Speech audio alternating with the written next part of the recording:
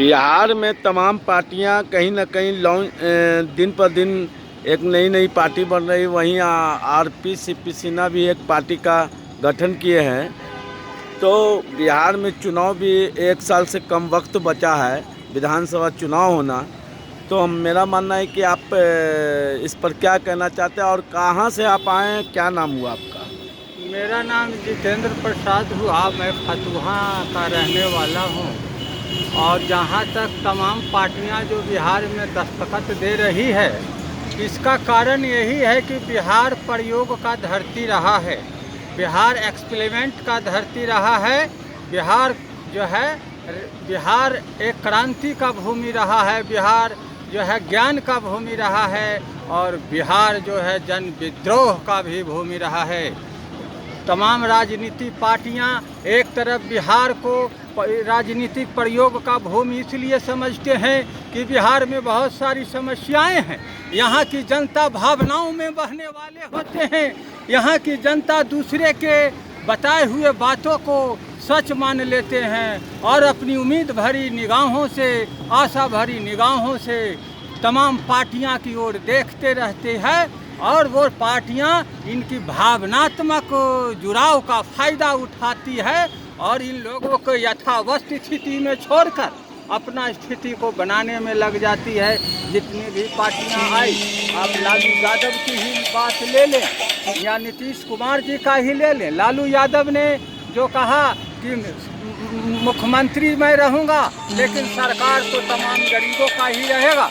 तो कुछ बातों में गरीबों का तो सरकार लालू यादव का तो रहा, लेकिन बाकी चीज़ों को अगर देखा जाए, सामाजिक न्याय के बाद अगर लालू यादव की राज का समीक्षा की जाए तो इसके बाद जनता को कुछ हाथ नहीं लगेगा। और विगत 15 से 20 साल की शासन हुई और नीतीश कुमार के शासनकाल का समीक्षा किया जाए तो उस शासन में आप देखेंगे कि सिर्फ रोड के अलावा कुछ नज़र नहीं आएगा। और एक लंबा बिहारियों का टाइम 20 साल का निकल गया और वो सिर्फ वास्तव की स्थिति को अगर समीक्षा की जाए तो रोड के सिवा नीतीश कुमार ने कुछ नहीं दिया और बिहार की जनता का 20 साल टाइम लैप्स कर गया।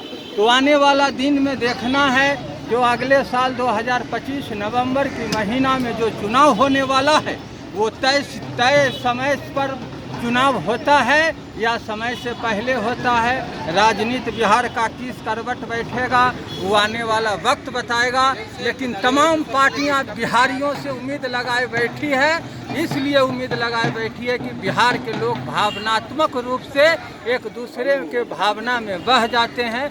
लेकिन मैं बिहारियों को ये कहना चाहता हूँ, भगवान गौतम बुद्ध के पार्क से कि होशो हवास से काम लेना है। ये चुनाव जो है 5 साल के जो आपको दुख दर्द जो पार्टियों द्वारा, सरकार द्वारा जो दिया गया, जो डाक बंगला चौराहे से लेके इनकम टैक्स गोलंबर से लेके गर्दनी बाग तक जो आंदोलनकारियों पर जो लाठियां चलाई गई, बंदूक की नोक दिखाकर आंदोलन को दबाया गया, वो वक्त आने वाला है। इंतकाम लेने की ज़रूरत है और तमाम जनता एकजुट होकर, यही मौका चुनाव लोकतंत्र का यही तो खूबसूरती है कि हम अपना 5 साल में जो इंतकाम की बातें हुई, इंतकाम जो लेना है वो वोट के माध्यम से लिया जाएगा। जनता हिसाब किताब लेने के लिए तैयार है और पार्टियां तो बहुत सारी बनी, आरपीसी भी बनाए और भी बहुत सारी पार्टियां बनी, लेकिन उन पार्टियों ने जो जनता के बीच में कमिटमेंट करते हैं, आप भारत के सबसे मतलब कि ज़्यादा समय तक लगातार राज करने वाले हो जाएंगे। 15 साल जो होगा नरेंद्र मोदी का अगर कार्यकाल पूरा होगा तो इनकी अगर समीक्षा की जाए तो 2014 में किस तरह जनता के बीच अपने बातों को रखे थे और एक से एक जो है उनका वायदा था और वो एक भी वायदा पूरा नहीं हुआ। तो हमारा कहने का मतलब यही है कि एक स्विट्जरलैंड में कानून है कि अगर जो सरकारें, जो पार्टियां जो चुनाव के टाइम में वादा करती है जनता से, अगर वो बातों पर खरा नहीं उतरती है तो 6 महीना के अंदर में उसको डिसॉल्व कर दिया जाता है। वो कानून हमारे देश में भी लागू हो। और ये जो हमारे नरेंद्र मोदी जी हैं, वो चुनाव में उनका एक और एजेंडा था। एजेंडा बहुत सारे थे, सारे लोग इससे अवगत हैं, लेकिन उनका एक एजेंडा था कि हम नेताजी सुभाष चंद्र बोस के मौत का पता लगाएंगे। तो उन्होंने इस पर भी कोई काम नहीं किया। 14 लाख हर भारतीयों को जो बैंक खाता में भेजना था उस पर भी नहीं हुआ। गंगा सफाई की बात भी नहीं हुई। हर साल 2 करोड़ युवाओं की नौकरी की बात थी, वह भी नहीं हुई। हर खेत को पानी देने की बात थी। दाऊद इब्राहिम को पाकिस्तान से बंदी बनाकर लाने की बात थी, कोई बातें नहीं हुई। तो इससे साबित होता है कि कैसे इतना जो है इस नरेंद्र मोदी के इन तमाम बातों पर जनता ने अकुंठ विश्वास करके एक मुफ्त वोट दिया। क्या जनता ने जो 140 करोड़ अपनी शक्ति जो भारत के प्रधानमंत्री नरेंद्र मोदी को जो दिए, क्या 140 करोड़ की शक्ति को उन्होंने हासिल करके 140 करोड़ जनता का विकास किए? बिल्कुल नहीं।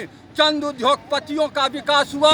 और मैं वही बात पर फिर पुनः आना चाहूँगा, जैसे नरेंद्र मोदी जी ने कहे थे कि हम नेताजी सुभाष चंद्र बोस के मौत का पता लगाएंगे, तो उन्होंने उनकी मौत के पता तो नहीं लगाए, लेकिन उनकी जो ख्वाहिशें थी, उनका जो अरमान था कि भारत के जितनी भी खदानें हैं, पत्थर, बालू, पहाड़, सोना, चांदी, अवरक, तांबा, खनिज जितना भी है, उसमें हर भारतीयों का जो है अधिकार होगा। तो ये नरेंद्र मोदी जी, आप उनकी मौत की पता तो नहीं लगा सके।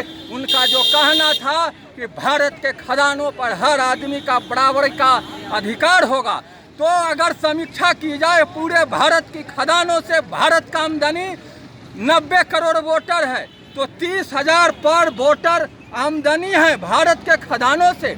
तो आप ऐसा करें कि 15,000 रुपये हर महीने हर वोटरों को, भारत के वोटरों को दे दें। गरीब गुरबा का एक अच्छा घर चलाने का एक सहायता मिल जाएगा। 15,000 रुपये पर महीना से उनको घर का चलाने का खर्चा मिल जाएगा। ये कानून कनाडा में लागू है, ये ब्राज़ील में लागू है, ये न्यूजीलैंड में लागू है और दुनिया की कई देशों में लागू है। तो फिर भारत में क्यों नहीं होगा?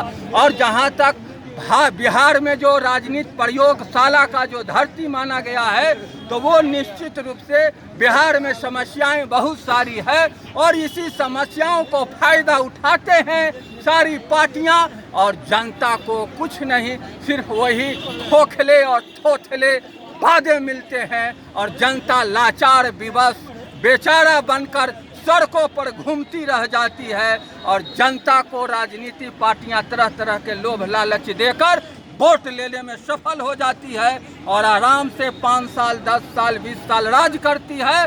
जनता का स्थिति नहीं सुधरता है। लेकिन जो पार्टी के कद्दावर लोग होते हैं, पार्टी के फाउंडर होते हैं, उनकी स्थितियां सुधर जाती है। अरब में उनका होटल हो जाता है, विदेश में खाता हो जाता है और बहुत सारी उनकी संपत्ति हो जाती है। अच्छा, आपका शुभ नाम? कहाँ? जितेंद्र प्रसाद। कहाँ से आए आप? फतुहा से। चलिए, ये हमारा जब गुजर रहे थे पटना जंक्शन से करीब के बुद्धा पार्क के पास पहुँचे थे, तो एक व्यक्ति मिल गए थे। उनसे जानने की कोशिश हमने की कि आज के हालात, जो राजनीतिक हालात हैं, चुनाव आने वाले हैं, साल भर करीब करीब टाइम बचा है। तो मेरा मानना है कि तमाम पार्टियां कहीं ना कहीं नई नई पार्टियां बन रही है, उसमें सभी पार्टियों का क्या माने बिहार का योगदान रहा, तो इन्होंने विशेष तौर पर बताया है। यह हमारा वीडियो कैसा लगा आपको, ज़्यादा से ज़्यादा सब्सक्राइब करें, लाइक करें और कमेंट बॉक्स में अपना कमेंट लिखें। जय हिंद, जय भारत।